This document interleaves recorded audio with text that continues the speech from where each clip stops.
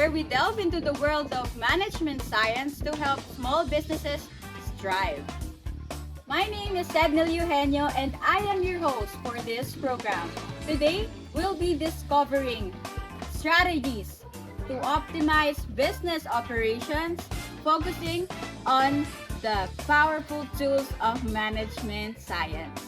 Today, let's all meet our expert extraordinary with the wealth of experience of operational science and your go-to person when it comes to fine-tuning businesses to success. Let's all give a warm welcome to Dr. Jem Magcalas. Thank you, Ms. Neil, for having me here. It's Yeah. great to be in this business solutions to share my expertise. Thank you for accepting our invite, Miss Jem. Yeah, sure. Let's have a seat. Okay. It is another day to address one of the pressing needs of our community.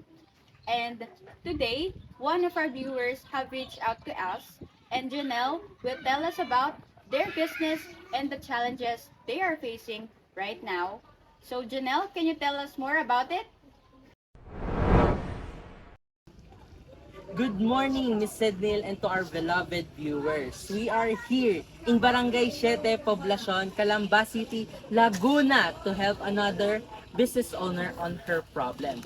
The store that we are talking about is a merienda store that is only running for only 5 months since September but is now very famous because of its affordable products. Her products ranges from shakes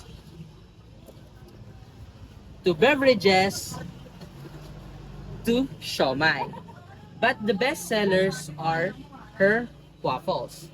Cheese waffle, hot dog waffle, and chocolate waffle. Ate Mary Ann, the business owner, actually contacted us because she wants to know what is the possible number of waffles that she has to make to minimize her cost. And we are here to gladly help her.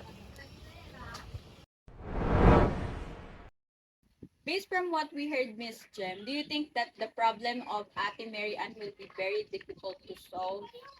Well, actually, it's not that difficult to solve Ate Mary Ann's problem since it's very common in the business field to face such concern. And with that, we have this method to solve that problem, which we call simplex minimization.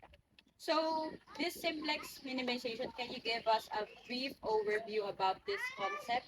Well, basically, it repeats the process of mathematically moving from an extreme point to another extreme point until an optimal solution is reached. And the good thing about this method is you can have infinite number of variables.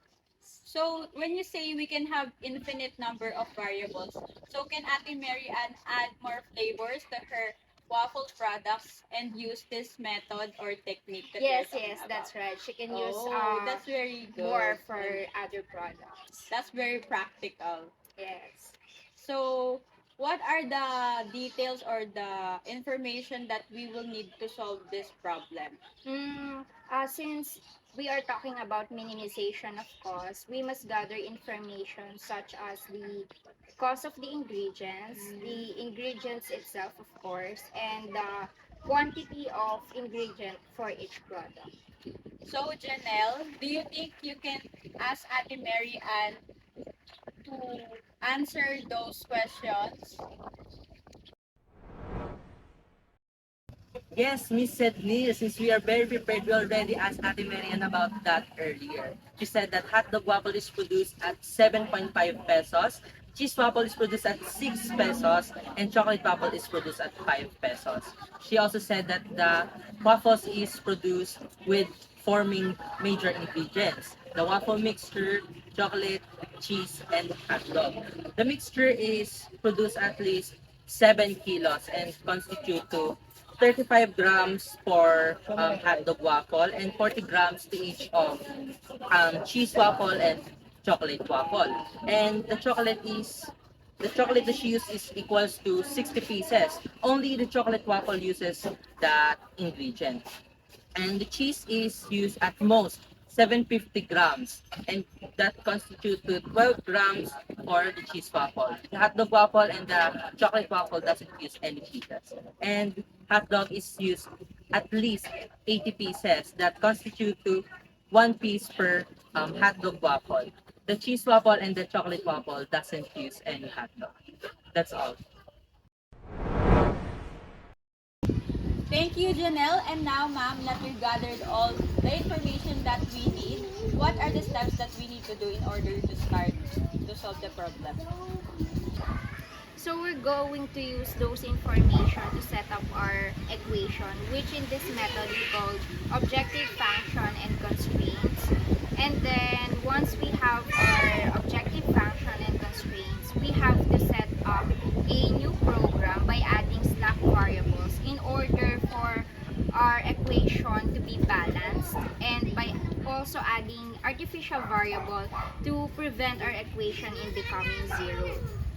Once we have our new program, we are now able to set up the initial table. So we have the CJ at the top row, which we will get the values from the objective function.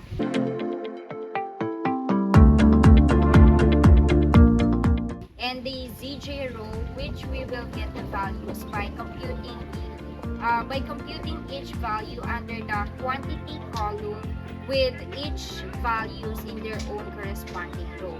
And then we will just subtract the CJ values from the ZJ values, and that's our initial table. So, Miss Jem, is this already the solution to the problem of Ate Mary Ann? No, this is not yet the solution since we still have negative values in the CJ minus CJ. So, looking here at our initial table, we can see that there are still 3 negative values. So, how should we do the next step? So looking at the table, we still have 3 negative values in the CJ minus ZJ row. So we will do the next step by looking at the most negative value, and that is our optimum column. And then after, we will also look for the pivotal row by dividing the values under the quantity column with the values inside the optimum column. And since in our initial table, the other 2 values are already zeros, we will just do the first row and second row. So we will divide 1,400 by 8, and then 60 divided by 1, and then we will get the smallest quotient, so that is the latter 60 divided by 1, and then that is our pivotal row. And then the value where the pivotal row and the optimum column rather intersects, that is our pivot. And then since we already get the optimum column and the pivotal row and the pivot, we will now proceed to the second table. So in the second table, since the value above the pivot is 8, we have to change it to 0 by doing the formula pivot times the value above the pivot, but we will going to change it into negative value, so it will be 1 times negative 8 plus the original value above the pivot, which is 8. So 1 times negative 8 plus 8, and then we will get 0. And of course, we have to do the same with other values in the corresponding row. And then after we do the replacing row, we have to do the steps that we do in the initial table. We have to get the ZJ, and then after we get the ZJ, we will also get the CJ minus ZJ. And then if there are still negative values in the CJ minus ZJ row, that is not still the optimum solution. We have to proceed to the third table until we verify it's already all positive values.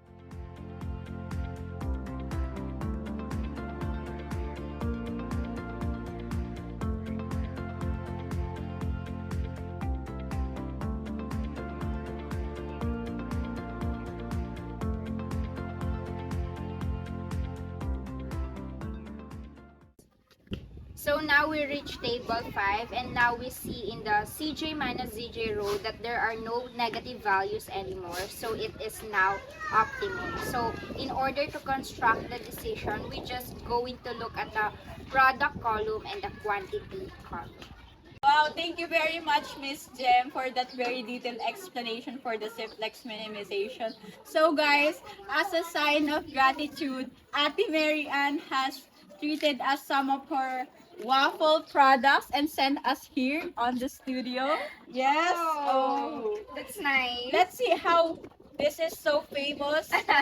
Yes. So let's try it. Is this cheese? I think this one is chocolate. Okay, okay.